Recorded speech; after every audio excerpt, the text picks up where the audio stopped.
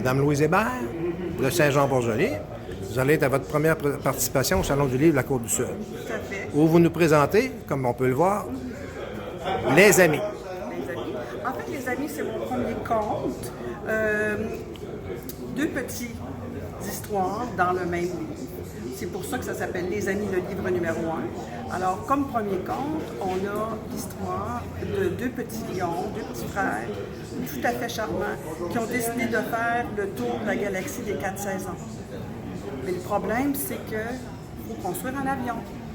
Alors là, ils ont appelé leurs petits cousins en Afrique pour qu'ils viennent leur porter du bois, le baobab. Eux autres, ils pensent que c'est ça qu'il y a. Le petit cousin, il arrive, mais il dit « Je peux pas vous apporter des baobabs parce qu'il faut les préserver.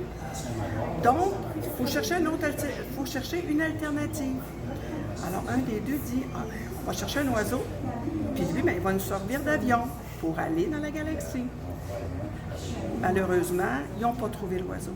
Mais il y a un des petits lions qui a trouvé l'oiseau joueur de flûte. Et l'oiseau joueur de flûte, qu'est-ce qu'il fait, lui?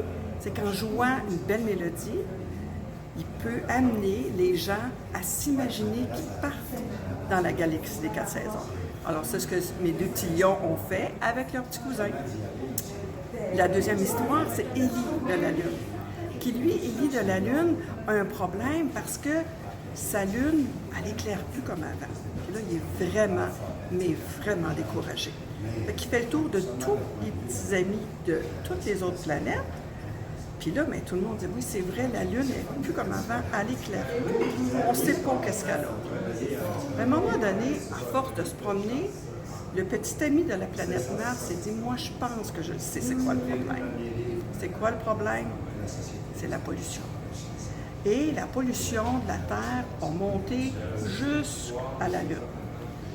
Là, il a dit, mais comment on va faire pour que la Lune puisse reprendre ses belles couleurs?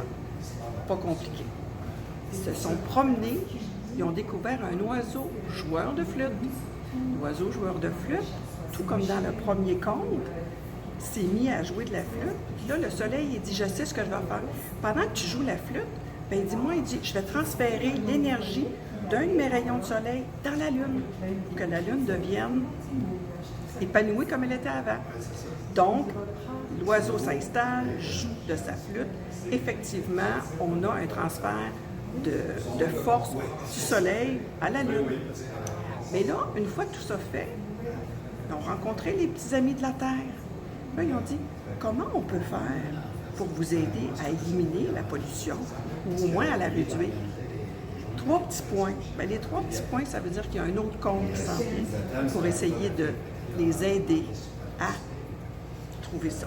Mais ce qui est intéressant dans le livre, c'est que j'ai fait aussi les marionnettes des personnages principaux et je pose la question à la fin du livre, mais toi, mon petit ami là, qui se fait lire l'histoire, qu'est-ce que toi tu peux faire pour justement aider la Terre à ce qu'elle soit encore plus resplendissante? Donc, il y a quand même une discussion qui peut s'amorcer avec les enfants après. C'est sûr que le livre s'adresse aux 0 à 5 ans. Par contre, quand ils sont plus vieux, les plus vieux qui apprennent à lire, bien, ils peuvent prendre la marionnette, lire le conte ou les contes à leurs petits frères ou leurs petites sœurs. Donc, c'est quand même un livre qui peut s'adresser à tout le monde, même aux parents qui décident de lire ça avec la marionnette ou les grands-parents. Merci. Ça me fait plaisir.